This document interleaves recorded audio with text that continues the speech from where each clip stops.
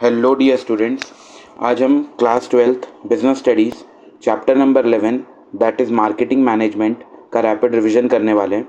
इस चैप्टर का weightage exam में रफली 10 to 12 मार्क्स का रहता है। अच्छा खासा वेटेज है और चैप्टर बहुत सिंपल है। अगर ये चैप्टर के बेसिक पॉइंट्स, हेडिंग, जो उसके फंक्शंस है वो सब लाइन बाय लाइन याद हो गए तो ये आराम से बन जाएगा और उसका केस स्टडी भी बहुत ईजी आता है।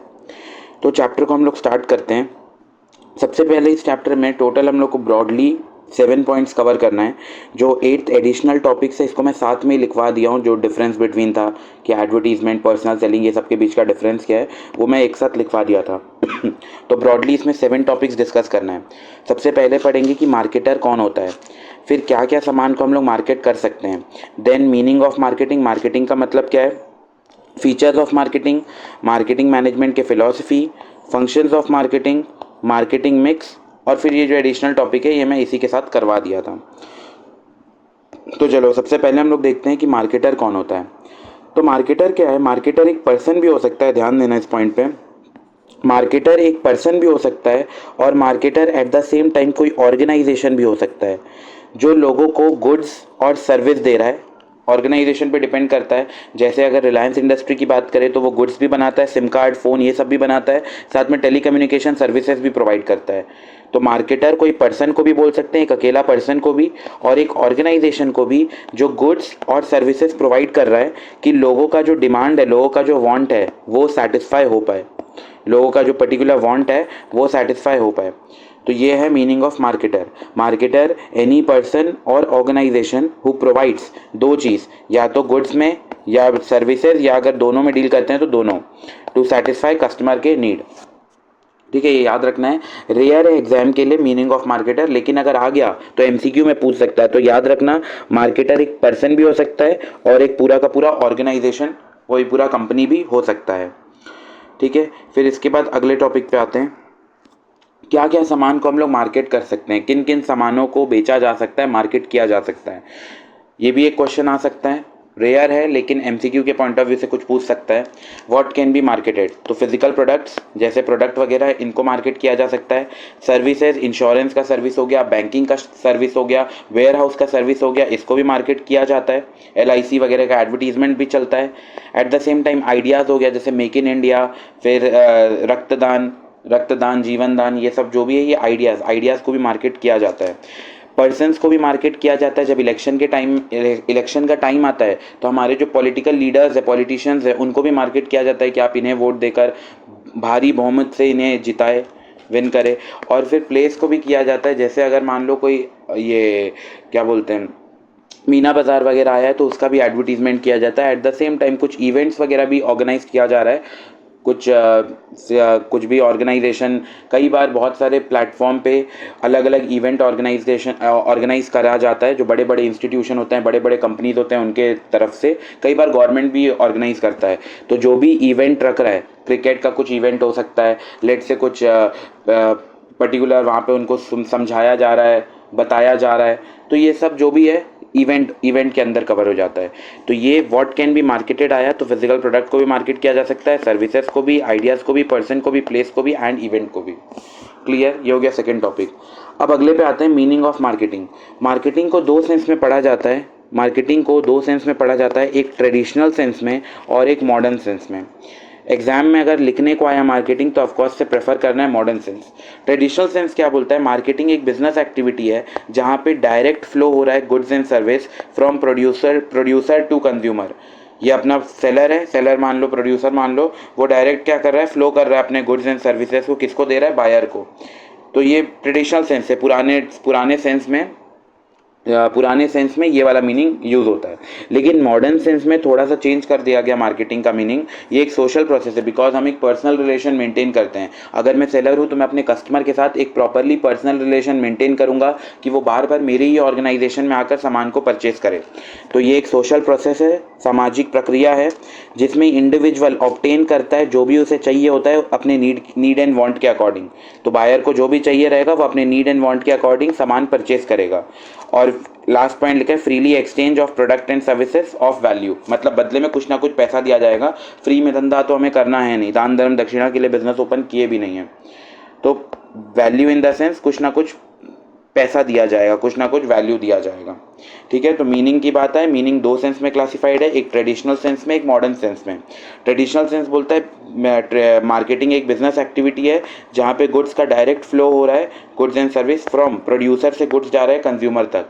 जबकि मॉडर्न सेंस में बात करता है मार्केटिंग एक सोशल प्रोसेस है जहाँ इंडिविजुअल ऑब्टेन कर रहा है जो भी उसकी नीड एंड वांट है by freely exchange of product and services for value. Clear, ये थर्ड पॉइंट है, एग्जाम में लिखने को आया तो इसको प्रेफर किया जाएगा मॉडर्न सेंस वाला। अब अगले पे आते हैं फीचर्स ऑफ मार्केटिंग। मार्केटिंग के क्या क्या फीचर होते हैं। सबसे पहला feature need and want. Need and want means अगर मैं कुछ दुकान ओपन कर रहा हूँ, कुछ ऑर्गेनाइजेशन ओपन करने का प्लान कर रहा हूँ, तो मैं ऐसे ही ओपन नहीं कर लूँगा, पहले मैं चेक करूँगा कि वहाँ पे नीड और वांट है या नहीं उस पर्टिकुलर चीज़ का। जैसे लेट से बचेली में आर्ट्स के ह्यूमैनिटीज़ के जो स्टूडेंट है उनका स्ट्रेंथ बहुत कम है, तो अगर यहाँ पे ह्यूमैनिटीज़ का कोई कोचिंग क्लासेस वगैरह ओपन होता है तो वो उतना सक्सेस रेट पे नहीं चल पाएगा, बिकॉज नंबर ऑफ स्टूडेंट्स जो है बहुत कम है। सिमिलरली यहाँ पे हम लोग जोमेटो स्विगी का भी एग्जांपल देखे थे कि वो कॉलेज गोइंग स्टूडेंट को बिल्कुल ब्रेकफास्ट वगैरह बनाने का टाइम नहीं मिल पाता था, इस वजह से जोमेटो और स्विगी लॉन्च हुए और बहुत अच्छा सक्सेसफुल रेट से बिजनेस कर पा रहे हैं। तो यही, अगर बिजनेस ओपन करना है तो पहले हमें चेक भी करना है कि वहाँ पे बिजनेस करने लायक है या नहीं, वो वहाँ पे नीड एंड वांट उस पर्टिकुलर चीज़ की है या नहीं है। Second point, creating a market offering. इसमें मैं डिस्कस किया था कि अगर मेरा एक लेट से इलेक्ट्रॉनिक्स का दुकान है तो मैं वहाँ पे एक ही पर्टिकुलर ब्रांड का सामान नहीं रखूँगा, मैं various types of brand, various type of product, उसके डिफरेंट साइजेस, टाइप्स, ये सब कलर वगैरह के अकॉर्डिंग रखूँगा। जैसे इलेक्ट्रॉनिक्स का दुकान है तो मैं वॉशिंग मशीन अलग अलग कंपनी का लाऊंगा, अलग अलग 14 kg, 17 kg, 12 kg, 7 kg, TV है तो 55 इंच, 43 इंच, ऐसा सा अलग अलग वेरिएंट लेकर आऊँगा कि हर कस्टमर के परचेजिंग पावर अलग होता है तो वो परचेज अलग अलग चीज़ करते हैं। तो यही लिखा है, अगर दुकान ओपन कर रहे हैं तो हमें वेरियस क्रिएट करना है मार्केट ऑफरिंग, मतलब कस्टमर को अलग अलग सामान ऑफर करना है। क्योंकि अगर मेरे पास एक ही जैसा सामान रहेगा तो कस्टमर मेरे दुकान से ना परचेज करके बाजू वाले मेरे कॉम्पिटिटर की दुकान से परचेज कर लेगा, तो वो ना हो करके मेरे को कस्टमर को मार्केट ऑफरिंग वेरियस तरीके का देना है। जैसे एग्जांपल हो गया different sizes of TVs. Third point है टू ऐड कस्टमर वैल्यू, मतलब ऐसा फील करवाना है कस्टमर को कि पूरा पैसा वसूल। अगर वो 1000 रुपये का सामान खरीदा है तो उसको वैल्यू वर्थ इट भी पूरा 1000 रुपये का होना चाहिए, उसको ऐसा लगना चाहिए मैं जो 1000 रुपये पे किया हूँ पूरा वर्थ इट गया, पैसा वसूल वाला फीलिंग आ जाना चाहिए कस्टमर को, तो उसे बोला जाता है टू ऐड कस्टमर वैल्यू। और लास्ट पे आते हैं एक्सचेंज मैकेनिज्म। एक्सचेंज मैकेनिज्म का सेपरेट क्वेश्चन भी आता है 3 मार्क्स का। एक्सचेंज मैकेनिज्म जो है इसका सेपरेट क्वेश्चन आता है फॉर 3 मार्क्स। तो एक्सचेंज मैकेनिज्म को थोड़ा डिटेल में डिस्कस करते हैं। एक्सचेंज मैकेनिज्म मतलब क्या, जैसे ये है अपना सेलर, ये है अपना ये अपना बायर है और दूसरा वाला अपना सेलर है। जब इन लोग अपने गुड्स एंड सर्विस को देते हैं, जैसे सेलर क्या देता है, अपना प्रोडक्ट देता है, गुड्स और सर्विस, और बदले में बायर क्या देता है, पैसा देता है, वैल्यू देता है। तो जब इन लोग ट्रांजैक्शन कर रहे हैं तो उस प्रोसेस को, उस प्रक्रिया को बोला जाता है एक्सचेंज मैकेनिज्म। एग्जाम में ये आता है what are the essential characteristics या what are the pillars of exchange mechanism. Exchange mechanism के क्या क्या पिलर्स है या क्या क्या कैरेक्टरिस्टिक्स है, या ऐसा भी आ सकता है what are the essential conditions for exchange mechanism, कि अगर ये अपना गुड्स दे रहा है और बदले में ये पैसा दे रहा है तो किन किन बातों का हमें ध्यान रखना है। तो 5 बातों का ध्यान रखना है। सबसे पहला, मैं इसको शॉर्टकट में भी लिखवाया था नोट्स में, 2 पार्टीज़ का इन्वॉल्वमेंट होना मस्ट है। 2 पार्टीज़ का इन्वॉल्वमेंट होना मस्ट है। सेकेंड, दोनों के पास ऑफर करने के लिए कुछ होना चाहिए। फॉर एग्जाम्पल, सेलर है, सेलर के पास पेन होना चाहिए, बायर है, बायर के पास पैसा होना चाहिए। कम्युनिकेट, दोनों प्रॉपरली कम्युनिकेट कर दिए। बायर जाके बोल दिया है कि मेरे को ये वाला पेन चाहिए, इतना पेन चाहिए, ये बॉल पेन चाहिए, जेल पेन चाहिए, इतने क्वांटिटी में चाहिए, तो प्रॉपर कम्युनिकेट होना चाहिए दोनों की बात में अच्छा खासा। फिर freedom to accept and reject, मतलब कोई फोर्सफुली नहीं है यहाँ पे कि फोर्स करके एक्सेप्ट किया जा रहा है। यहाँ पे बायर भी पूरा फ्रीडम है और बायर के पास भी पूरा फ्रीडम है, at the same time seller के पास भी पूरा फ्रीडम है कि वो एक्सेप्ट भी कर सकते हैं, रिजेक्ट भी कर सकते हैं, और दोनों अपने विलिंगनेस से कॉन्ट्रैक्ट में एंटर किए हैं। ठीक है, 5 इंपॉर्टेंट कंडीशंस।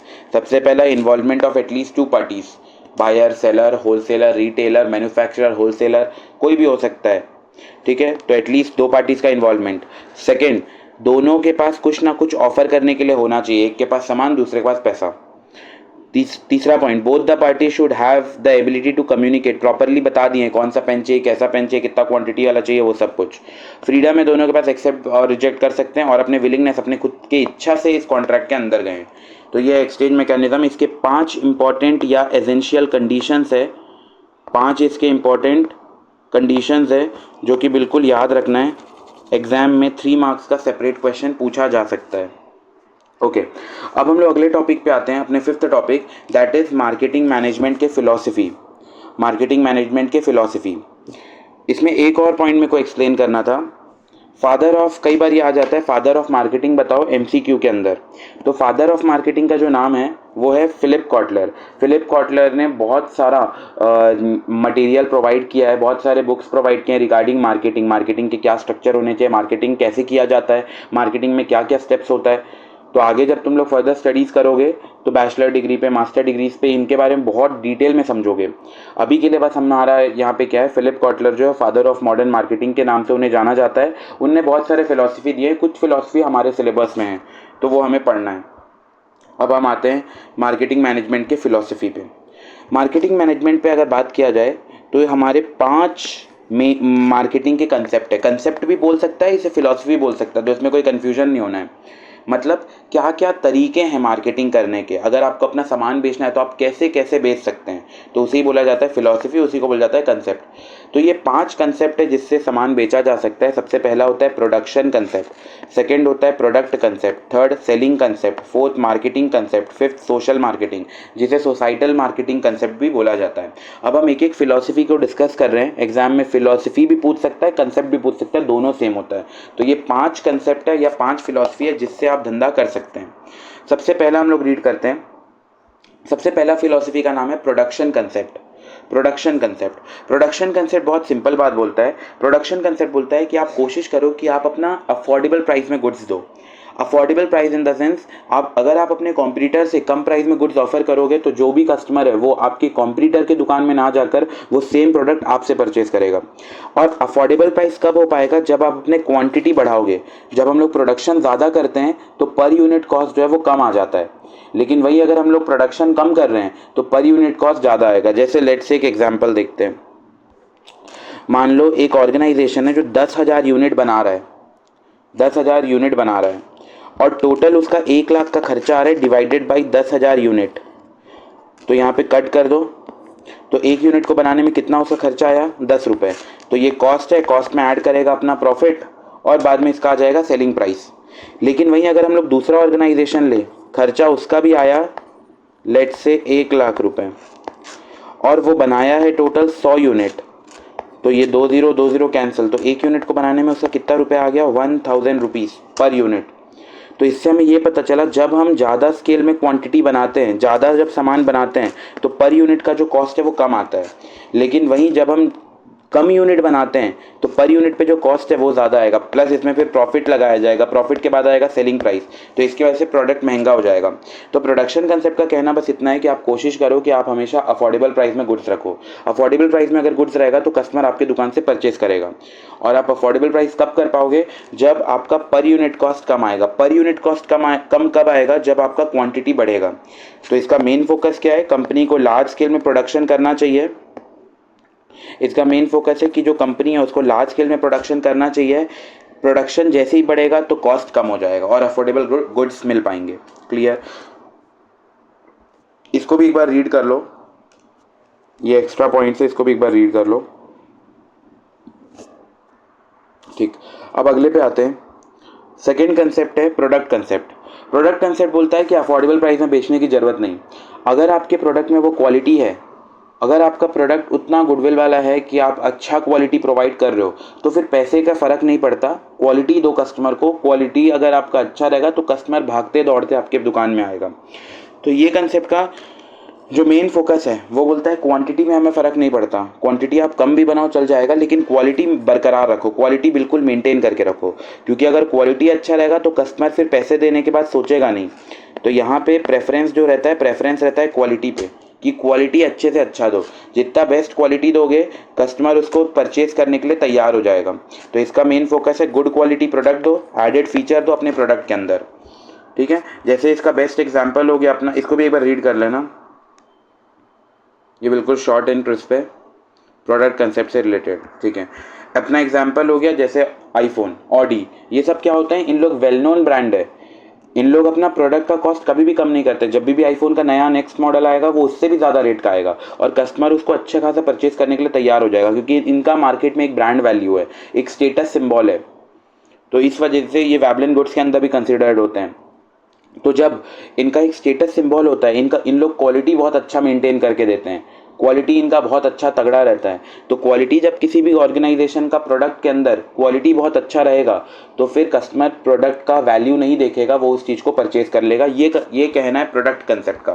तो प्रोडक्ट कंसेप्ट बोलता है क्वालिटी अच्छा सुधारो, क्वालिटी अगर अच्छा रहेगा, एडेड फीचर्स बन रहेंगे तो कस्टमर आपका प्रोडक्ट परचेज कर लेगा, भले ही वो फिर चीपर नहीं हो तो भी चल जाएगा। उसके बाद अगले कंसेप्ट पे आते हैं सेलिंग कंसेप्ट। सेलिंग कंसेप्ट बोलता है कि आप चिल्ला चिल्ला कर अपने कस्टमर को उस पर्टिकुलर प्रोडक्ट को खरीदने के लिए मनवा लो, कन्विंस कर लो, मोटिवेट कर लो।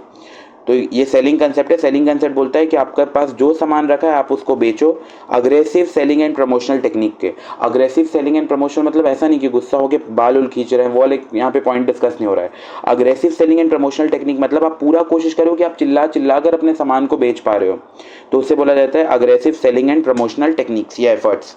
तो आपके पास जो सामान रखा है आप उसको to sell whatever is the product by using promotional techniques such as aggressive selling and promotional techniques. इसको भी एक बार रीड कर लो, एनसीईआरटी से पॉइंट है ये। हमें सामान बेचना है बाई हुक और बाई क्रुक, कैसे भी करो, शाम दाम दंड भेद कुछ भी लगाकर बस सामान को सेल करो। इसमें कन्विंस करते हैं, मोटिवेट करते हैं, परसुएट करते हैं, उन्हें अट्रैक्ट करते हैं कि सामान को परचेज कर लो। ठीक है। फिर इसमें मैं एग्जांपल भी लिया था नापतोल का। उन लोग प्रोडक्ट का ऐसा एडवर्टीजमेंट करते हैं जैसे वो मार्केट में या पार्टीज़ में पहन के जाने लायक हो गए। तो इन लोग बहुत ज़्यादा एडवर्टीजमेंट करते हैं चिल्ला चिल्ला कर, जबकि प्रोडक्ट में कोई उतना खासियत नहीं रहता। नॉर्मल सा फ़ोन रहता है, उसका भी एडवर्टीजमेंट कि इसमें ब्लूटूथ चलेगा, इसमें नेट चलेगा, जबकि वो बिल्कुल नॉर्मल सा फ़ोन है।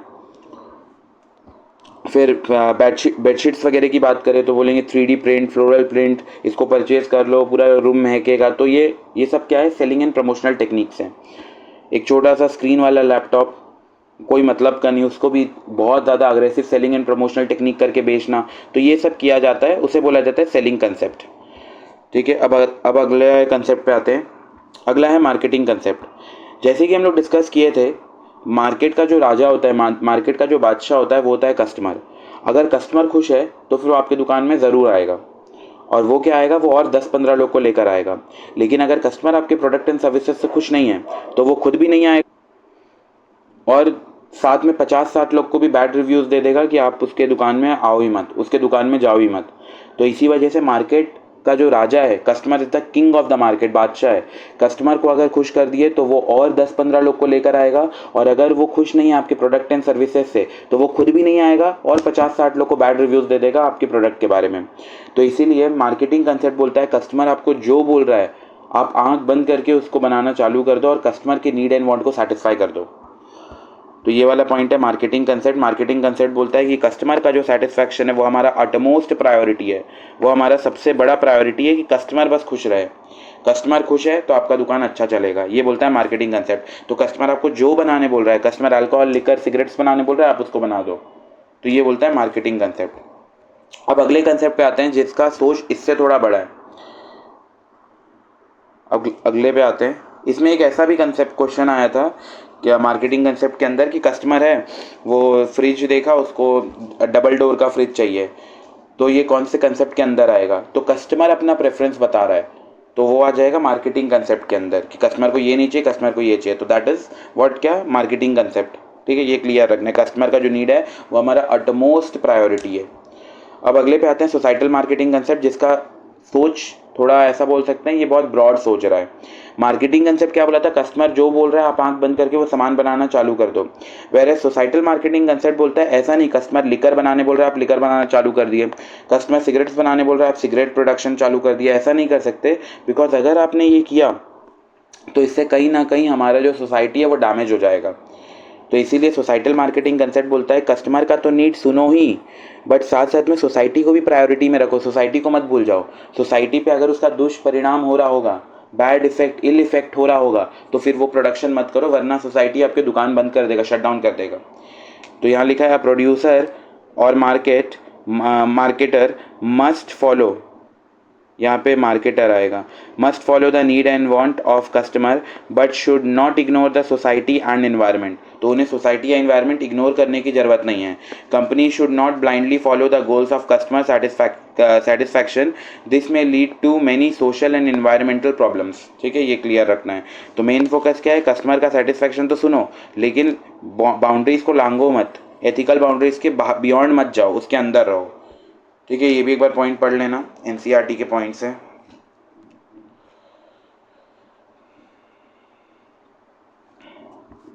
ठीक है, अब हम अगले पॉइंट पे आते हैं। यहाँ पे इतना खत्म हो गया। अब अगला है सिक्स्थ टॉपिक। सिक्स्थ टॉपिक है डायरेक्ट क्वेश्चन आता है फंक्शन ऑफ मार्केटिंग, जिसके अंदर ब्रॉडली 12 स्टेप्स है और हम लोग इसको क्लास में भी डिस्कस किए थे। 9 दिन के चैप्टर में इसको ब्रॉडली हम लोग 2 दिन के अंदर कवर किए थे, जिसमें 6 स्टेप पहले दिन में किए थे और उसके बाद के जो 6 स्टेप्स है उसको अगले दिन किए थे। तो ये ऑलमोस्ट सबको याद हो गया था पूरा लाइन बाय लाइन। इसको ज़रूर से रिवाइज कर लेना, बिकॉज एग्जाम में आता है कि हम लोग कस्टमर केयर सर्विस बना दिए, इसके बाद का 3 स्टेप बताओ। हम लोग प्राइस डिसाइड कर लिया, उसके ऊपर के 2 स्टेप बताओ। वेयर हाउस बना दिए, उसके ऊपर के 2 स्टेप बताओ। मतलब कहीं से भी ऊपर के 2 स्टेप, नीचे के 4 स्टेप, ऐसा पूछ सकता है।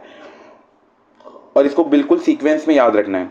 क्लास में मैं डिस्कस भी किया था, इवन 2-3 लोगों का डाउट भी आया था कि भैया ये ऊपर नीचे स्टेप एक्चुअल लाइफ में हो सकता है। तो बिल्कुल इसमें कोई शक नहीं है, एक्चुअल लाइफ में बिल्कुल ये ऊपर नीचे स्टेप्स हो सकता है। लेकिन जैसा एनसीईआरटी में दिया है, जैसे हमारे पूनम गांधी के बुक में दिया हुआ है, उसको वैसे ही याद करना पड़ेगा। भले ही हमें अंदर से पता है कि ये वाला स्टेप बाद में होना चाहिए, वो वाला स्टेप पहले होना चाहिए, लेकिन फिर भी जैसे बुक में दिया है वैसे ही याद करना पड़ेगा नंबर लाने के लिए। तो नंबर लाना है तो फॉलो करना है सीबीएसई का, एनसीईआरटी को फॉलो करना है। एक आंसर सही होता है, एक आंसर गलत होता है, एक एनसीईआरटी का आंसर होता है। तो एनसीईआरटी जो बोल दिया वो बिल्कुल अपना, वो क्या बोलते हैं, भागवत गीता, कुरान, बाइबल सब कुछ है, उसी को फॉलो करना है। तो डायरेक्ट क्वेश्चन आता है फंक्शंस ऑफ मार्केटिंग, जिसके अंदर पूरा 12 स्टेप्स है। सबसे पहले स्टेप पे आते हैं मार्केट रिसर्च। मार्केट रिसर्च में क्या होता है, ऑर्गेनाइजेशन स्वॉट एनालिसिस करता है। स्वॉट एनालिसिस मतलब वो चेक करता है कि उसकी स्ट्रेंथ क्या है, उसकी वीकनेस क्या है, उसका अपॉर्चुनिटीज़ क्या क्या है मार्केट में, और उसके थ्रेट्स क्या है। फिर उसके बाद ही वो प्रोडक्ट लॉन्च करने के बारे में सोचेगा। तो सबसे पहले वो मार्केट में रिसर्च करता है। ये सब हम लोग बहुत डिटेल में क्लास में डिस्कस किए हैं, मैं एक एक पॉइंट को लिखवाया हूँ उसका मीनिंग। मार्केट प्लानिंग की बात करें तो यहाँ पे हम लोग जब प्रोडक्ट को फाइनलाइज कर देते हैं तो हमें सोचना पड़ता है कि क्या क्या मशीन्स लगेंगे, क्या क्या हमें इक्विपमेंट लगेगा, कितने लेबर फोर्स लगेंगे। तो वो सबको बोला जाता है, कितने लेबर फोर्स लगेंगे वो सबको बोला जाता है मार्केट प्लानिंग। तो यहाँ पे ये जो एग्जाम्पल से पॉइंट है ये एक बार रीड भी कर लेना, क्लास के नोट्स में भी लिखा हुआ है ये। अब third, product designing and development. Product final करने के बाद हम डिज़ाइनिंग एंड डेवलपमेंट पे देखते हैं कि उसका ढांचा कैसे होना चाहिए, उसके पैकेजेस कैसे होने चाहिए, पैकिंग वगैरह कैसे करेंगे। तो प्रोडक्ट का एक, तो यहाँ पे हम लोग प्रोडक्ट डिज़ाइनिंग एंड डेवलपमेंट के बारे में बात करते हैं कि प्रोडक्ट का ढांचा कैसे होना चाहिए। तो यहाँ it means deciding the quality standard, shape of product, type and design of packaging variant etcetera. तो पहला पॉइंट क्या था, market research. Second, market research के अंदर क्या था, स्वॉट analysis. Second, market planning. Third, product designing and development. Fourth, standardisation and grading. इसको हम लोग डिटेल में डिस्कस किए थे। स्टैंडर्डाइजेशन मीन्स जो क्वालिटी है, मीन्स क्वालिटी को मेंटेन करके रखना यूनिफॉर्मली। और ग्रेडिंग मीन्स जो पर्टिकुलर है। जैसे एक एग्जांपल समझो, ग्रेडिंग इज़ जनरली यूज्ड, जैसे राइस बहुत सारे अलग अलग तरीके के होते हैं, बासमती राइस, उसना चावल, अरवा चावल, ऐसा अलग अलग होता है। तो उनको पर्टिकुलर अरवा चावल को एक बैग में रखे, बासमती चावल को एक बैग में रखे, उससे बोला जाता है ग्रेडिंग करना। और स्टैंडर्डाइजेशन इन द सेंस सब में एक जैसा क्वांटिटी मेंटेन होना चाहिए, एक जैसा। जैसे मान लो फॉर एग्जांपल लेस है, लेस के अलग अलग वेरिएंट है, रेड कलर का, येलो कलर का, ऑरेंज कलर का, ग्रीन कलर का, तो ब्लू कलर का। तो ऐसा नहीं होना है कि रेड कलर का जो चिप्स है, रेड कलर का जो चिप्स है उसमें 25 ग्राम है, दूसरे के में 26 ग्राम है, तीसरे में 30 ग्राम चिप्स है, ऐसा नहीं होना है। सबके अंदर प्रॉपरली स्टैंडर्डाइजेशन मेंटेन होना चाहिए। तो वो आता है अपना फोर्थ स्टेप के अंदर, that is standardisation and grading. उसके बाद आते हैं फिफ्थ स्टेप है पैकेजिंग एंड लेबलिंग। इसमें हम लोग पैकेजिंग बनाते हैं, लेबलिंग करते हैं, जिसको आगे हम लोग बहुत डिटेल में डिस्कस करेंगे, तो यहाँ मैं कुछ डिस्कस नहीं कर रहा हूँ। बस इतना याद रखो, जो हमारा पैकेजिंग होता है, पैकेजिंग को हम लोग साइलेंट सेल्समैन भी बोलते हैं। साइलेंट सेल्समैन क्यों बोलते हैं, क्योंकि जितना अच्छा हमारा पैकेजिंग रहेगा, जितना सुंदर हमारा पैकेजिंग दिखेगा, उतना कस्टमर ज़्यादा आकर्षित होगा, मोटिवेट होगा और प्रोडक्ट को परचेज कर लेगा। तो इसीलिए पैकेजिंग बहुत अच्छा होना चाहिए। जितना अच्छा पैकेजिंग होता है, भले ही कस्टमर वो प्रोडक्ट लेने दुकान में नहीं आया है, लेकिन वो पैकेजिंग देखकर वो परसुएड हो जाता है, वो अट्रैक्ट हो जाता है और वो उस पर्टिकुलर प्रोडक्ट को परचेज कर लेता है। तो ये जो पैकेजिंग एंड लेबलिंग का फिफ्थ स्टेप है, आगे इसको डिटेल में भी समझेंगे। फिर सिक्स स्टेप आता है ब्रांडिंग। ब्रांडिंग में क्या होता है, एक ब्रांड नेम दिया जाता है और ब्रांड नेम देने से एक ट्रस्ट वर्दीनेस, एक गुडविल, एक रेपुटेशन जनरेट होता है और फिर कस्टमर को भी लगता है कि चलो हम जो परचेज़ किए हैं बहुत सही जगह से परचेज़ किए हैं। तो जैसे अमूल कंपनी हो गया, पार्लेजी हो गया, पैराशूट हो गया, पतंजलि हो गया, तो ये सब क्या है, ब्रांडिंग, ब्रांड नेम दिया जाता है। इसको भी, ब्रांडिंग को भी आगे हम लोग जो मिक्स पढ़ेंगे मार्केटिंग मिक्स, उसके अंदर डिटेल में डिस्कस करेंगे। अगला है customer care, customer support service. Customer support service के अंदर याद रखना है कि कस्टमर को अगर हम लोग सामान दे दिए हैं तो हमारा कर्तव्य बनता है कि हम उसे आफ्टर सेल सर्विस भी दें। आफ्टर सेल सर्विस एज इन कस्टमर को बहुत सारे प्रोडक्ट एंड सर्विसेज हम लोग बाद में भी, जब वो हमारे दुकान से सामान लिया तब तो उसको सर्विस दिए ही हम, उनको इन्फॉर्म करें, उनको न्यू प्रोडक्ट के बारे में इन्फॉर्मेशन दे, लेकिन आफ्टर सेल सर्विस भी मस्ट है। मतलब अगर वो घर ले जा रहा है तो उसे हम कुछ प्रॉब्लम हो रहा है या उसको यूज़ करने नहीं हो रहा है या उसे इंस्टॉलेशन में प्रॉब्लम हो रहा है तो वो हमें कांटेक्ट कर सकता है, हम उसको सोल्यूशन प्रोवाइड कर पाएंगे, वारंटी का, रिटर्न का, रिफंड का, गारंटी का। तो ये सब जो है ये कस्टमर सपोर्ट सर्विस के अंदर आता है। That is 7th step. अगले पे आते हैं 8th स्टेप्स। 8th स्टेप में क्या होता है, हम लोग फाइनली अपने प्रोडक्ट का प्राइसिंग डिसाइड करते हैं कि ये पर्टिकुलर प्रोडक्ट कितने प्राइस में सेल होना चाहिए, कितना प्राइसिंग बनता है ये पर्टिकुलर प्रोडक्ट का, तो उसे बोला जाता है प्राइसिंग ऑफ प्रोडक्ट। इसके बाद अगले पे आते हैं प्रमोशन एंड सेलिंग। प्रोडक्ट बस बना लेने से काम नहीं चलता, उसको सेल करना पड़ता है। सेल करने के लिए प्रमोशन करना पड़ता है, तो advertisement, poster, pamphlet, banner, hoarding, ये सब बनाना पड़ता है सो दैट हमारा प्रोडक्ट प्रमोशन हो पाए उसका और फिर वो सेल हो पाए। प्रमोशन मिक्स के अंदर हम लोग इसको डिटेल में समझेंगे। फिर फिजिकल डिस्ट्रीब्यूशन, होल्ड पे रखो, आगे इसको समझना है, चैनल ऑफ डिस्ट्रीब्यूशन और वो फिजिकल डिस्ट्रीब्यूशन के अंदर पॉइंट। यहाँ तक का पॉइंट हो गया था। हाँ, अगला 11th point transportation. Transportation mean सामान को ट्रांसपोर्ट इधर से उधर ले जाया जा रहा है, वो 11th point. And last point अपना स्टोरेज एंड वेयर हाउसिंग। ये मैं बताया था एक्चुअल लाइफ में ऊपर नीचे हो सकता है ये, कि तुम लोग बोलो ट्रांसपोर्टेशन बाद में होगा, वेयर हाउसिंग पहले होगा, उतना चल जाएगा। ये बुक में जो एसेंस लेके रखा है वो ऐसा बोल रहा है कि फैक्ट्री में बना दिए हैं, फैक्ट्री से हम लोग ट्रांसपोर्ट कर रहे हैं और ट्रांसपोर्ट करने के बाद finally storage and warehousing में सामान रख रहे हैं। तो ये इस सेंस में लिखा हुआ है, ऊपर नीचे हो सकता है, लेकिन हमें जैसा 12 स्टेप दिया हुआ है, जैसे मैं नोट्स में लिखवाया हूँ वैसे ही बिल्कुल याद करना पड़ेगा, अपना दिमाग से ऊपर नीचे नहीं कर सकते। अब अगले 7th टॉपिक पे आते हैं। 7th टॉपिक पे आते हैं जो कि हमारा है ऑलमोस्ट मान लो last topic, marketing mix. Marketing mix वाला, इसको हम लोग जब रेगुलर क्लास में चैप्टर किए थे तो ये 9 डेज का चैप्टर था, बट अभी बिल्कुल शॉर्ट एंड क्रिस्प जो इंपॉर्टेंट पॉइंट्स हैं वही मैं रिकलेक्ट करवा रहा हूँ और एग्जाम में ये बहुत ईजिली सॉल्व हो जाता है इसके क्वेश्चंस, प्रोवाइडेड चैप्टर बस अच्छे से पढ़े हो। अब आते हैं मार्केटिंग मिक्स। मार्केटिंग मिक्स मतलब क्या, वो सारे टूल्स जिससे हम धंधा कर पाते हैं, अपने बिजनेस को अच्छा और स्मूथ फ्लो कर पाते हैं। तो इनके 4 ब्रॉडली एलिमेंट्स होते हैं, that is product mix, price mix, place mix, promotion mix. यही 4 हम लोग को चैप्टर के अंदर पढ़ना है और फिर ये टॉपिक क्लोज। सबसे पहले समझते हैं, ये देखो ऐसा एलिमेंट ऑफ मार्केटिंग मिक्स भी पूछ सकता है, ये एग्जाम में आ सकता है। Explain 4 Ps of marketing, marketing करने के 4 पीस बताओ।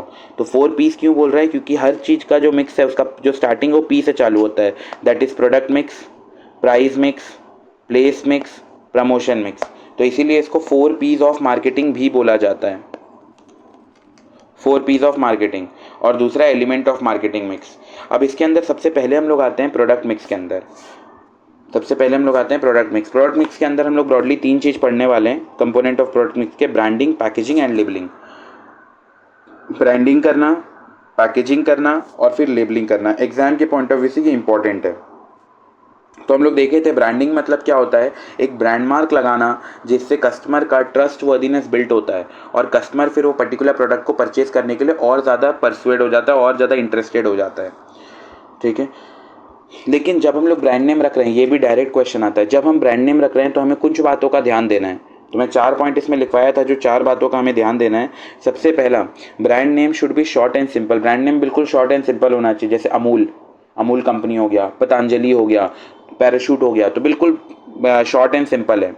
Second, brand name should be easy to pronounce. Brand name ऐसा होना चाहिए जो बहुत ही ईजिली प्रोनाउंस हो जाए। अब क्योंकि अगर जो डिफ़िकल्ट ब्रांड नेम होता है कस्टमर बहुत ही शाई फील करता है उसे प्रोनाउंस करने में। तो यहाँ पे मैं एग्जांपल्स भी लिखवाया था, पॉश का, शनेल का, फिर अडोबे का, क्रिस्टियन डियोर, फिर वो और क्या था, अलग अलग है जो भी कंपनी है। तो इससे याद रखना है कि ब्रांड नेम जो होता है वो बिल्कुल ईजी टू प्रोनाउंस होना चाहिए।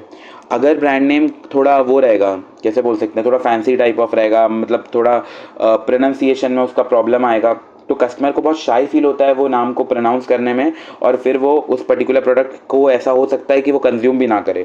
तो इसीलिए हमें कोशिश करना है कि ब्रांड नेम बिल्कुल शॉर्ट एंड सिंपल हो। Brand name should be easy to pronounce, customer feel shy to pronounce the difficult brand name. Third point है brand name should be suggestive in nature. जैसे उजाला, उजाला जो होता है ये सजेस्ट करता है ब्राइटनेस, हजमोला सजेस्ट करता है good digestion. And then fourth, brand name should be selected after considering its meaning in other language also. Brand name अगर हम लोग सेलेक्ट कर रहे हैं तो हमें ये भी चेक करना चाहिए कि दूसरे भाषा में ये सही है या नहीं, ये कहीं अब्यूजिव वर्ड तो नहीं है, वो भी हमें चेक करके फाइनलाइज करना चाहिए।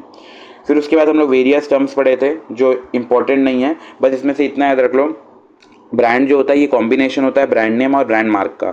ब्रांड नेम जो होता है ये वर्बली इसको स्पोक किया जा सकता है, बोला जा सकता है, बट जो ब्रांड मार्क होता है इसको वर्बली बोला नहीं जा सकता, और लेकिन इसको रिकॉग्नाइज किया जा सकता है। तो ब्रांड की दो part, brand name brand mark, brand name को स्पोकन और ब्रांड मार्क को रिकॉग्नाइज। ठीक है, बाकी हम लोग क्लास में इसको बहुत डिटेल में समझे थे। अब अगले पे आते हैं। अगला है पैकेजिंग। प्रोडक्ट का पैकेजिंग भी बहुत इंपॉर्टेंट है, ब्रांडिंग करने से ही नहीं होता, पैकेजिंग भी बहुत इंपॉर्टेंट है, बिकॉज पैकेजिंग को हम लोग साइलेंट सेल्समैन भी बोलते हैं। जितना अच्छा हमारा पैकेजिंग रहेगा कस्टमर उतना ज़्यादा हमारे प्रोडक्ट के प्रति अट्रैक्ट हो जाएगा। तो अगर उसे हमें हमारे प्रोडक्ट के प्रति अट्रैक्ट करना है तो उसके लिए प्रोडक्ट का जो पैकेजिंग होगा वो बिल्कुल शानदार होना चाहिए, तभी वो हमारा प्रोडक्ट को परचेज करेगा। पैकेजिंग की अगर बात करें तो पैकेजिंग ब्रॉडली 3 लेवल्स के होते हैं, एग्जाम के लिए इंपॉर्टेंट है ये। पैकेजिंग ब्रॉडली 3 तरीके का होता है, that is primary packaging, secondary packaging and transportation packaging. जो प्राइमरी पैकेजिंग होता है, देखो ये एनसीईआरटी में ये वाला फोटो दिया है, आजकल एनसीईआरटी ये फोटो वोटो देकर भी पूछ लेता है, तो इसीलिए एनसीईआरटी को भी रेफरेंस पॉइंट एक बार देख लेना है। प्राइमरी पैकेजिंग जो होता है ये जस्ट इमीडिएट पैकेजिंग होता है, इसके बाद आपका प्रोडक्ट है उसे बोला जाता है प्राइमरी पैकेजिंग। सेकेंडरी पैकेजिंग ये उसका एक तरीके से क्या बोलेंगे, उसका ऊपर का एडिशनल कवरिंग है और इसको कस्टमर जनरली थ्रो कर देते हैं, इसको रखते नहीं है। और तीसरा होता है ट्रांसपोर्टेशन पैकेजिंग, वो तो कस्टमर तक आता भी नहीं, वो होलसेलर रिटेलर तक आके दुकान में रुक जाता है, कस्टमर को वो ट्रांसपोर्टेशन पैकेजिंग मिलता भी नहीं है, वो और उसके प्रोटेक्शन के लिए और फॉर ट्रांसपोर्टेशन पर्पज़ के लिए बनाया जाता है। ठीक है, इसके बाद इसमें याद रखना ये जो प्राइमरी पैकेजिंग है ये मैं क्या बताया, बिल्कुल इमीडिएट पैकेजिंग है, इसके बाद जस्ट आपका प्रोडक्ट है और इसके अंदर फर्दर पैकेजिंग नहीं है। तो जैसे मैगी है, मैगी का पैकेट है, इसको फाड़ो प्रोडक्ट निकल गया, टूथपेस्ट है, टूथपेस्ट को दबाओ प्रोडक्ट निकल गया, तो इसमें और कोई पैकेजिंग है ही नहीं, तो उसको हम बोलते हैं प्राइमरी पैकेजिंग। ठीक है, प्राइमरी पैकेजिंग के बाद अगला आता है सेकेंडरी पैकेजिंग। सेकेंडरी पैकेजिंग मतलब जो उसके ऊपर का लेयर है, जो उसको एडिशनल कवरेज एडिशनल प्रोटेक्शन देकर रखा है, उसे बोला जाता है सेकेंडरी पैकेजिंग। और जनरली कस्टमर ये पैकेजिंग को फेंक देते हैं, generally customer throw that when they start using the product. जैसा कोलगेट यूज़ करना चालू करेंगे तो ये ऊपर के जो डब्बे हैं उसको हम लोग थ्रो कर देते हैं, फेंक देते हैं। थर्ड होता है transportation packaging. Transportation packaging, as in there are packaging used for these are packaging used for storing and transporting the goods को इधर से उधर ट्रांसपोर्ट करने के लिए, जैसे रफल हो गया, लेस, कुरकुरे, ये सबको इधर से उधर ट्रांसफ़र करने के लिए जो पैकेजिंग यूज़ किया जाता है, wholesale manufacture to wholesaler, wholesaler to retailer, उस पैकेजिंग को बोला जाता है ट्रांसपोर्टेशन पैकेजिंग। एग्जाम में ये भी पॉइंट आता है जो जल्दी याद नहीं आता, तो फोकस इसमें भी करना है। एग्जाम में पूछ सकता है features, functions, importance of packaging, तो तीनों में से कुछ भी पूछा एक ही आंसर छापेंगे, फीचर्स, फंक्शंस या इंपॉर्टेंस ऑफ पैकेजिंग। तो इसमें पॉइंट याद रखना है, सबसे पहला प्रोटेक्शन, जो पैकेजिंग होता है ये प्रोटेक्शन प्रोवाइड करता है। एयर टाइट पैकेजिंग हो गया है ना, पैकेजिंग वगैरह जो हो गया, ये जितना एयर टाइट वगैरह रहेगा तो इसमें मॉइस्चर नहीं आएगा, डैमेज नहीं होगा, इंसेक्ट एंटर नहीं कर पाएंगे। और जैम्स वगैरह, चिप्स, बिस्किट, ये सब के लिए क्या बनाया जाता है, एयर टाइट कंटेनर बनाया जाता है। अब अगले पे आते हैं आइडेंटिफिकेशन। दूर से देख के हमें पता चल जाता है कि वो कोका कोला का बॉटल है, दूर से देख के पता चल जाता है वो फैंटा का बॉटल है, वो माज़ा है, वो फ्रूटी है, तो ये सब क्या है, आइडेंटिफिकेशन, एक तरीके का आइडेंटिफिकेशन हो जाता है। थर्ड पॉइंट कन्वीनियंस, जो भी पैक्ड प्रोडक्ट होता है वो बहुत कन्वीनियंटली इधर से उधर ले जाया जा सकता है, जैसे पैक्ड ऑयल हो गया, ये सब अगर पैक्ड रहेगा तो इसको बिल्कुल इधर से उधर, पैक्ड कोल्ड ड्रिंक्स हो गया तो इसको इधर से उधर बहुत ही ईजिली ट्रांसफ़र किया जा सकता है। फिर उसके बाद अगले पे आते हैं प्रमोशन। प्रमोशन की बात करें तो जितना अच्छा पैकेजिंग रहेगा एक साइलेंट सेल्समैन की तरह एक्ट करता है और हमारा प्रमोशन भी हो जाता है प्रोडक्ट का। फिर पैक्ड प्रोडक्ट जो रहता है उसमें हमारा हेल्थ और सैनिटेशन मीन्स क्लीननेस दोनों मेंटेन रहता है, क्योंकि अगर मैं दुकान में जा रहा हूँ और उनको बोल रहा हूँ मैदा दो, अगर वो पैक्ड मैदा देंगे तो वो ज़्यादा मेरे को लगेगा कि वो हेल्थी है और at the same time clean है। लेकिन वही अगर वो खुला मैदा दे रहे हैं तो देर में भी चांसेस कि वो बहुत ज़्यादा डस्ट वगैरह हुआ होगा, ख़राब हुआ होगा। तो इसीलिए जो पैक्ड प्रोडक्ट होता है इसमें raising health standard as well as sanitation. अब अगले टॉपिक पे आते हैं, दैट इज़ लेबलिंग। लेबलिंग का मतलब क्या होता है, जो हम लोग इन्फॉर्मेशन लिखते हैं सच एज मैन्युफैक्चरिंग, कब है उसका, एक्सपायरी डेट कब है उसका, उसका एमआरपी कितना है, क्या क्या इंग्रेडिएंट उसके अंदर यूज़ हुआ है, तो वो सब को, ये जो ब्रॉडली पूरा डिटेल है, इस पूरे डिटेल को हम लोग बोलते हैं लेबलिंग करना। ठीक है, तो अब हम लोग पढ़ रहे हैं लेबलिंग को। लेबलिंग, जो भी लेबलिंग किया जाएगा प्रोडक्ट के रिगार्डिंग वो है लेबलिंग। अब उसके बाद आते हैं इसके फीचर फंक्शन। इसको भी एक बार ज़रूर से रीड कर लेना, एग्जाम में उतना इंपॉर्टेंट नहीं है लेकिन कभी कभार पूछ लेता है और ये याद नहीं होता, बाकी सब तो याद कर लोगे। जो फीचर फंक्शन इंपॉर्टेंट है ना, इसमें हम लोग को 2-3 बार समझना पड़ता है, याद करना पड़ता है। Promote sale information required by law. पहले के टाइम में 2017-18 का अगर तुम लोग सैम्पल पेपर देखोगे उसमें तो ये भी आता था कि एक पैकेजिंग बना के दिखाओ, एक प्रॉपर पैकेजिंग कैसा होना चाहिए किसी प्रोडक्ट का। तो ये मैं पहले होमवर्क भी दिया था, लेकिन अब ये ज़रूरत नहीं है, अब आज के टाइम में ये सब क्वेश्चन आता होता नहीं है, तो इसमें ज़्यादा फोकस करने की नीड नहीं है। अब हम लोग अपना प्रोडक्ट मिक्स कंप्लीट कर लिए, प्रोडक्ट मिक्स हमारा कंप्लीट हो गया। अब सेकंड हम लोग आते हैं प्राइस मिक्स पे। टोटल 4 टॉपिक पढ़ना है, 4 पीस पढ़ना है। पहला पी हमारा प्रोडक्ट मिक्स कंप्लीट हो गया। सेकंड टॉपिक पे आते हैं प्राइस मिक्स। प्राइस मिक्स बोलता है कि आपको प्राइस फिक्स करना बहुत ज़्यादा इंपॉर्टेंट है, क्योंकि हमारा जो कस्टमर है वो हाईली प्राइस सेंसिटिव है। ज़रा सा प्राइस में थोड़ा भी इंक्रीमेंट आया, कस्टमर तुरंत आपका प्रोडक्ट खरीदना बंद कर देगा। तो इसीलिए प्राइस मिक्स ये बताता है कि आपको अपना प्राइस को लेकर बहुत ही क्या बोलना है, बहुत ही सोच विचार करके प्राइस रखना है, बहुत ही केयरफुल रहना है प्राइस को सेलेक्ट करने से पहले। तो अब हम लोग इसमें पढ़ेंगे प्राइस मिक्स के अंदर कि किन किन बातों का ध्यान देना है प्राइस को सेलेक्ट करने से पहले। What are the factors to be considered before selecting price. What are the factors to be considered before selecting price. किन किन फैक्टर्स का ध्यान देना है प्राइस को। एक कंपनी जब अपना प्राइस डिसाइड करेगा, प्राइस कैसे डिसाइड होता है, कॉस्ट लागत प्लस प्रॉफिट मुनाफा इक्वल्स टू हमारा प्राइस, तो सेलिंग प्राइस तब बनता है। तो कितना हमारा प्राइस रहेगा वो किन किन बातों पे ध्यान देकर रखना है वो अब हम लोग पढ़ने वाले हैं। बुक में इसके 7-8 पॉइंट है, लेकिन पूरे पॉइंट पढ़ना नहीं है, जो मैं क्लास में नोट करवाया वो इंपॉर्टेंट पॉइंट है, बस उतना ही पढ़ लो। तो प्राइस सबसे पहले है प्राइसिंग ऑब्जेक्टिव। प्राइसिंग ऑब्जेक्टिव बोलता है कि प्रॉफिट तो कमाना आपका उद्देश्य है ही, क्योंकि हम लोग 11th में भी पढ़े थे प्रॉफिट जो होता है वो प्राइमरी ऑब्जेक्टिव है बिजनेस करने का। तो प्रॉफिट की यहाँ बात नहीं हो रही। अपार्ट फ्रॉम प्रॉफिट, प्रॉफिट तो कमा लिया, प्रॉफिट के अलावा आपका क्या क्या बात बनता है, आपको क्या क्या चीज़ करना चाहिए। तो अगर आपको मार्केट में लीडरशिप बनना है, मार्केट लीडरशिप एज इन आप चाहते हो कि सारा ज़माना आपका ही प्रोडक्ट यूज़ करे, सारा पब्लिक आपका प्रोडक्ट यूज़ करे, जैसे रिलायंस इंडस्ट्री ने किया, जियो लॉन्च किया तो उसको मार्केट का लीडर बनना था। मार्केट का लीडर बनने के लिए खुद दिमाग लगाना है कि हम प्रोडक्ट सस्ते में दें या महंगे में। ऑफकोर्स सी बात है सस्ते में दे, क्योंकि जहां हम प्रोडक्ट महंगे में देंगे कस्टमर दूर भाग जाएंगे और हमारे कॉम्पिटिटर का टेलीकम्युनिकेशन सर्विस यूज़ करना चालू करेंगे। तो इसीलिए याद रखना है प्रॉफिट मैक्सिमाइजेशन तो है ही। अपार्ट फ्रॉम दैट अगर हमें मार्केट लीडरशिप बनना है, मार्केट का लीडर बनना है, तो हमारा प्राइस कम होना चाहिए, क्योंकि अगर हमारा प्राइस कम रहेगा तभी हम ज़्यादा से ज़्यादा नंबर ऑफ कस्टमर्स को अट्रैक्ट कर पाएंगे। Second point, surviving in competitive market. अगर हमें एक बहुत ही कॉम्पिटिटिव मार्केट में सर्वाइव करना है, लेट्स से मैं एग्जांपल भी क्लास में डिस्कस किया था, मैं एक हेडफोन कंपनी चालू किया जिसका नाम है गोट कंपनी।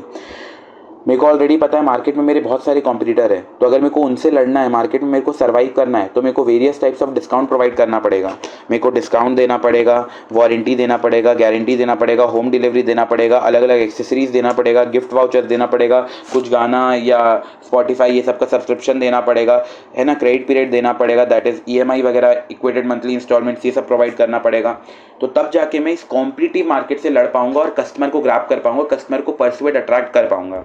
थर्ड पॉइंट, अगर मेरे को क्वालिटी लीडरशिप बनना है, क्वालिटी लीडरशिप एज इन अगर मेरे को अच्छा क्वालिटी देना है, बेस्ट क्वालिटी देना है, तो ऑफकोर्स सी बात है मेरा कॉस्ट लागत भी ज़्यादा लगेगा, क्योंकि ये सब में रिसर्च एंड डेवलपमेंट में बहुत पैसा खर्चा होता है। तो अगर मेरे को क्वालिटी लीडरशिप बनना है, जैसे अगर ऑडी या आईफोन ये सब मेरे को ऑपरेट करना है, ये सब मेरे को स्टार्ट करना है, तो ऑफकोर्स सी बात है मेरे को महंगे में ही बेचना पड़ेगा, क्योंकि जहाँ हम लोग क्वालिटी देंगे, हम लोग इसको प्रोडक्ट कंसेप्ट के अंदर भी पढ़े थे, अगर आप क्वालिटी अच्छा दे रहे हो तो आपका कस्टमर दौड़ते भागते आपकी दुकान में आएगा। ये हो गया अपना पहला, that is pricing objective. Pricing objective के बाद अगले पॉइंट पे आते हैं, that is product cost.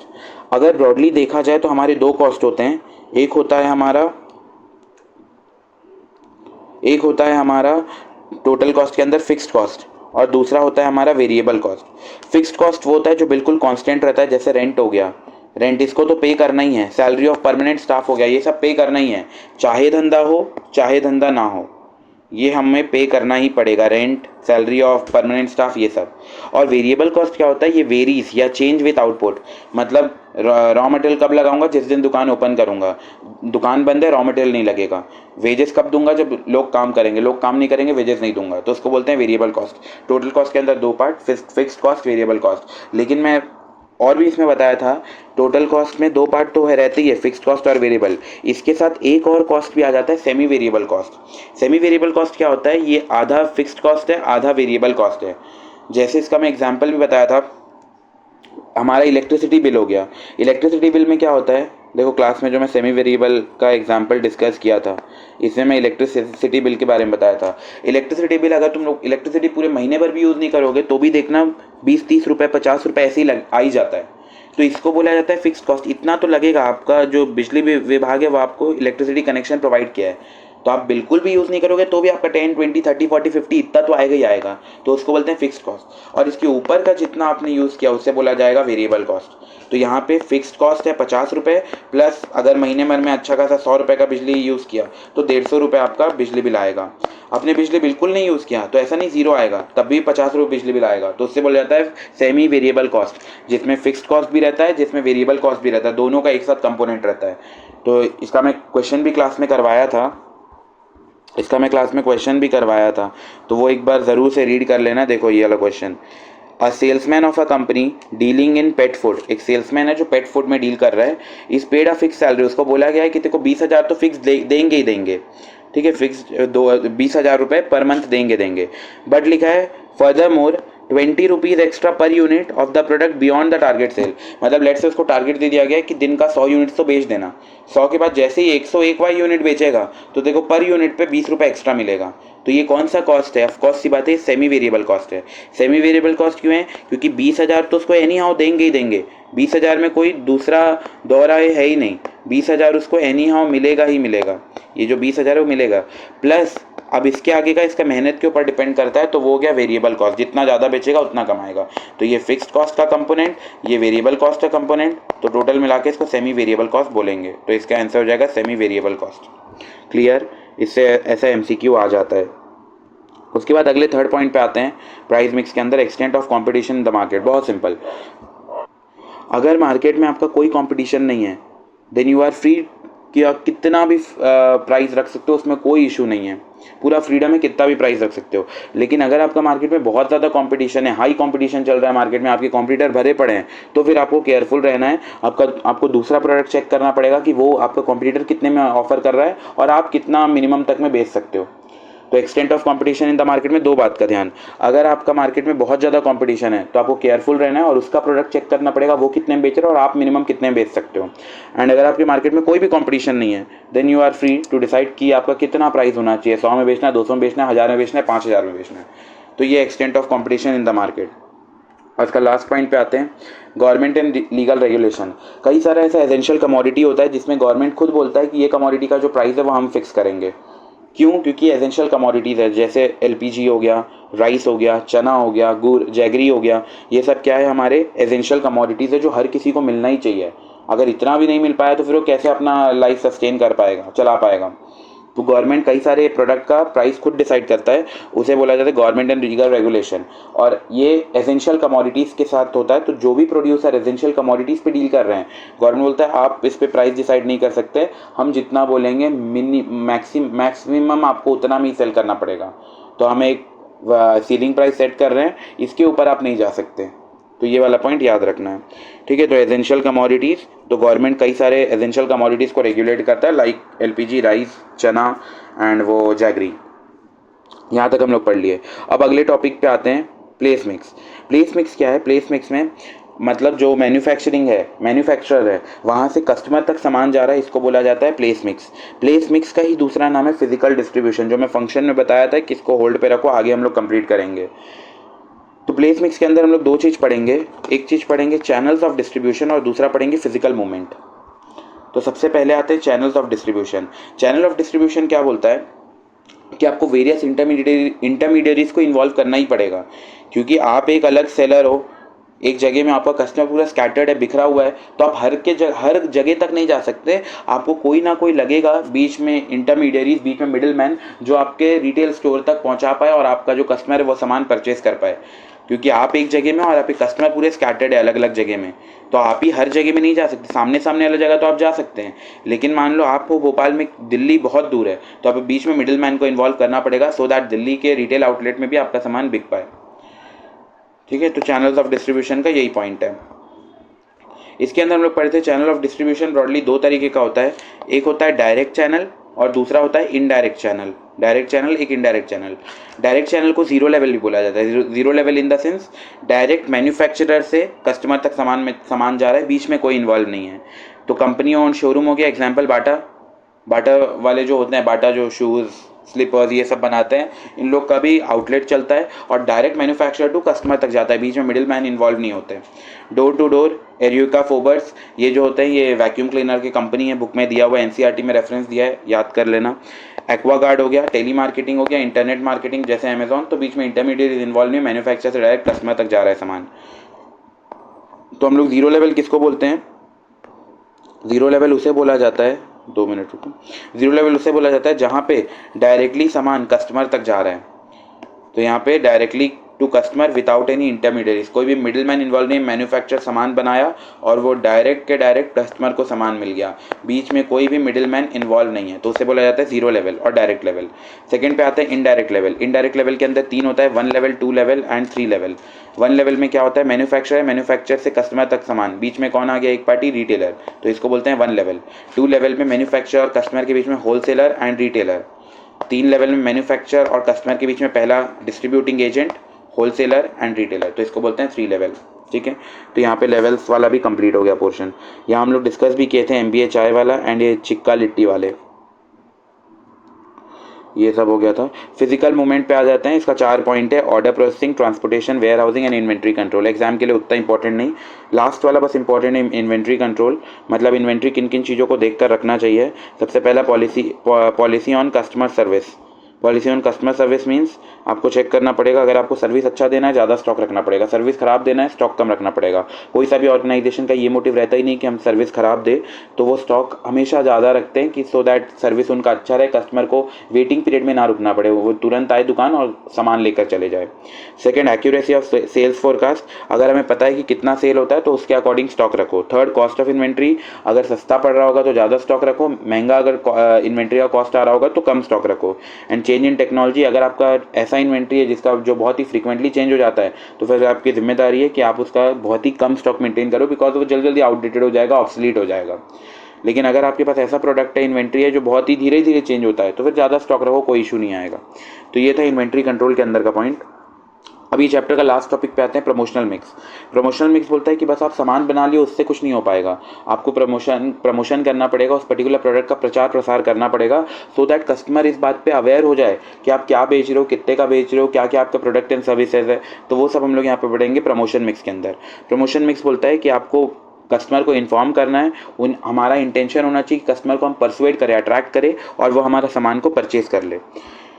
Element या मेथड ऑफ प्रमोशनल मिक्स है तो 4 तरीके से हम कस्टमर को अट्रैक्ट कर सकते हैं। पहला advertising, second personal selling, third sales promotion, fourth public relation. सबसे पहले आते हैं एडवर्टाइजिंग। एडवर्टाइजिंग के वेरियस प्लेटफॉर्म हो सकते हैं, पैम्पलेट बांट सकते हैं, होर्डिंग लगा सकते हैं, बैनर लगाया जा सकता है, न्यूज़पेपर में एडवर्टीजमेंट दिया जा सकता है। आजकल तो इन्फ्लुएंसर मार्केटिंग आ गया है, तो बहुत सारे जगह से एडवर्टाइजमेंट दिया जा सकता है। तो एडवर्टीजमेंट के बारे में हम लोग यहाँ पढ़े थे, बहुत खर्चीला भी होता है, at the same time efforts भी बहुत ज़्यादा लगते हैं। ये सब उसके फीचर्स थे। पेड फॉर्म में होता है। इम्पर्सनैलिटी मीन्स यहाँ पे direct face to face contact नहीं होता, हम अपना बात लिख के लगा दिए पेपर में, पैम्पलेट में, बैनर, होर्डिंग, सब जगह, पोस्टर वगैरह में direct face to face contact नहीं होगा, उसके लिए कस्टमर केयर को कॉन्टैक्ट करना पड़ेगा। फिर आइडेंटिफाइड स्पॉन्सर्स लोग को भी हायर करना पड़ता है। जैसे देखे होगे तो इंडियन आइडल का भी जब आता है तो वहाँ पे दिखा देता है कि पतंजलि हनी, पास्ता मसाला, फिनोलेक्स, ये सब लोग उनको स्पॉन्सर करके रखे हैं। बिग बॉस का देखोगे तो ये सब उनके स्पॉन्सर्स हैं। तो स्पॉन्सर एडवर्टीजमेंट में बहुत खर्चा होता है, इसलिए स्पॉन्सर्स लगाया जाता है। ठीक है, फिर मेरिट्स इसका एक बार देख लेना, ये सब हम लोग क्लास में डिस्कस किए थे। Mass reach, enhancing customer satisfaction, confidence, expressiveness, और इकोनॉमी सस्ता इसलिए पड़ता है, एडवर्टीजमेंट महंगा तो पड़ता है लेकिन सस्ता यहाँ पे क्यों लिखा है, because divided by number of person जो अट्रैक्ट हुए हैं उसके वजह से पर यूनिट पर पर्सन को अट्रैक्ट करने का जो खर्चा हो जाता है वो बहुत कम हो जाता है। पर्सनल सेलिंग एज इन घर में जाकर पर्सनली उस सामान के बारे में बताया जा रहा है, तो यहाँ पे पर्सनल रिलेशन मेंटेन किया जाता है। यहाँ पे मोनोलॉग यूज़ नहीं होता, यहाँ पे डायलॉग यूज़ होता है, दोनों अपने अपने बात रखते हैं। तो ये हो गया अपना पर्सनल सेलिंग के अंदर, जैसे इंश्योरेंस का सर्विस हो गया, कार सर्विसेज हो गया, तो ये सब में पर्सनल सेलिंग बहुत होता है। ठीक है, ये हो गया पर्सनल सेलिंग। इसके बाद ये मैं दोनों के बीच में डिफरेंस लिखवाया था, एक बार रीड ज़रूर कर लेना, इंपॉर्टेंट है एडवर्टीजमेंट और पर्सनल सेलिंग के बीच का डिफरेंस। यहाँ मैं बेसिस लिखवाया था और साथ में इधर का पॉइंट। ठीक है, फिर last day of the topic में हम लोग क्या पढ़े थे, सेल्स प्रमोशन के अंदर का ये सब पूरा पॉइंट पढ़े थे। सेल्स प्रमोशन, रिबेट एक होता है जो फ्लैट प्राइस पे दिया जाता है, देन डिस्काउंट जो परसेंटेज पे दिया जाता है, refund means cashback, product combination means mobile के साथ मेमोरी कार्ड फ्री दे रहे हैं, चाय के साथ चम्मच फ्री दे रहे हैं, तो ये हो गया। क्वांटिटी गिफ्ट मतलब वो रहता है 25% एक्स्ट्रा दे रहे हैं लेस के पैकेट में, 30% एक्स्ट्रा दे रहे हैं ब्रिटानिया बिस्किट में, तो ये सब हो गया। Then instant draw and assign gifts वगैरह, स्क्रैच कार्ड वगैरह, लकी ड्रॉ, यूजेबल बेनिफिट, तो 2-3 याद कर लो चल जाएगा। फिर एडवर्टाइजिंग एंड सेल्स प्रमोशन, इन दोनों के बीच का डिफरेंस, इसको नोट नहीं किया तो इसको ज़रूर से नोट कर लेना, इसमें एज सच कोई वो डिफरेंस नहीं है, बस इतना ही लिखना है। फिर लास्ट पे आते हैं पीआर मीन्स पब्लिक रिलेशन। तुम लोग सुने ही होंगे कि सेलिब्रिटीज़ का पीआर टीम बहुत तगड़ा रहता है। जैसे इतने सारे जो सेलिब्रिटीज़ है, जैसे अगर बात किया जाए ऐश्वर्या राय का, इनका कोई मूवी वगैरह आता भी नहीं है, लेकिन फिर भी ये कितने ज़्यादा पॉपुलर है, इनका पीआर टीम इतना ज़्यादा है कि उन्हें अभी भी लाइमलाइट में रखा हुआ है। तो ये किस वजह से होता है, पीआर टीम। तो जितने भी सेलिब्रिटीज़ वगैरह होते हैं इन लोग अपने पीआर टीम को हायर करते हैं। पीआर मीन्स पब्लिक रिलेशन, जो अपना पब्लिक रिलेशन बना के रखते हैं, जो उनके बारे में अच्छा कनेक्टेड चीज़ें वगैरह शेयर करेंगे, पुराने पास्ट हिस्ट्रीज़ वगैरह शेयर करेंगे, जो भी अच्छे होंगे, जो उनके फेवर में रहेंगे, जिनके वजह से वो लाइमलाइट में रहेंगे, तो ये सब इसको बोला जाता है पीआर। जैसे पीआर अभी ऋषभ शर्मा जो ये सितारिश है, ये भी बहुत ज़्यादा बीच में फेमस हुए हैं, क्योंकि फिर इंडियन आइडल ये सब में भी आए। क्यों? क्योंकि इनका पीआर टीम अचानक से इनका पीआर वगैरह करना बहुत ज़्यादा चालू कर दिया। तो पीआर टीम अगर सही अच्छा काम कर रहा है तो फिर लोग फेमस होना कन्फर्म है। ये ओरी, तो ये ओरी भी क्या है, कुछ इसका मूवी वगैरह नहीं आता लेकिन फिर भी ये लोगों के बीच में फेमस है। क्यों फेमस है? बिकॉज इसका पीआर टीम अच्छा है, तगड़ा। तो वैसे ही कंपनी जो होता है ये पब्लिक के साथ एक अच्छा रिलेशन बनाने के लिए पब्लिक रिलेशन ऑफर करता है। पब्लिक रिलेशन बनाने के लिए प्रेस रिलीज का यूज़ किया जा सकता है, प्रेस किट्स का, ब्रोशर्स का, इवेंट का, ये सब किया जा सकता है। ये सब हम लोग क्लास में डिस्कस किए थे। और maintaining good public relation helps in achieving, अगर हम लोग अच्छा एक पब्लिक रिलेशन बनाएंगे तो इससे बहुत कुछ अच्छा अचीव हो सकता है। जैसे बिल्डिंग अवेयरनेस, हम अवेयरनेस अपने कस्टमर को जागरूक कर सकते हैं हमारे प्रोडक्ट के रिगार्डिंग। बिल्डिंग क्रेडिबिलिटी, उनका भरोसा, उनका साख, उनका गुडविल ये बना हुआ रहेगा। फिर स्टिमुलेट सेल्स फोर्स, अगर ऊपर के लोग सेल करते हैं तो उसका बेनिफिट नीचे वाले लोग को भी मिलता है, प्रमोशन करते हैं तो। जैसे एप्पल कंपनी जब अपना प्रमोशन करता है, अच्छे अच्छे स्टार्स वगैरह को हायर करता है, तो उससे बेनिफिट होता है, जो रिटेल आउटलेट में उनका दुकान में सामान रखा है वो भी अच्छा बिकना चालू हो जाता है। एंड फिर लोअर्स प्रमोशन कॉस्ट, जब ज़्यादा हम लोग खर्चा करते हैं एक बार में, अगर हम लोग बहुत पीआर वगैरह कर रहे हैं तो इससे हमें बार बार एडवर्टीजमेंट करना नहीं पड़ता, और फिर जो भी हम लोग लेकर आते हैं वो तुरंत तुरंत बिक जाता है, इसमें ज़्यादा एडवर्टीजमेंट का भी रिक्वायरमेंट नहीं होता। तो यहाँ फाइनली अपना चैप्टर होता है क्लोज। ब्रॉड चैप्टर है, लेंदी चैप्टर है, लेकिन क्लास में हम लोग आराम से पूरा 9 डेज लगा के पूरा चैप्टर को कंप्लीट किए थे। इसका वेटेज भी अच्छा खासा तगड़ा वेटेज है, 10 to 12 मार्क्स। कोई प्रैक्टिकल पार्ट नहीं है, बस थ्योरी पार्ट है, केस स्टडीज़ एंड एमसीक्यू के लिए इंपॉर्टेंट है।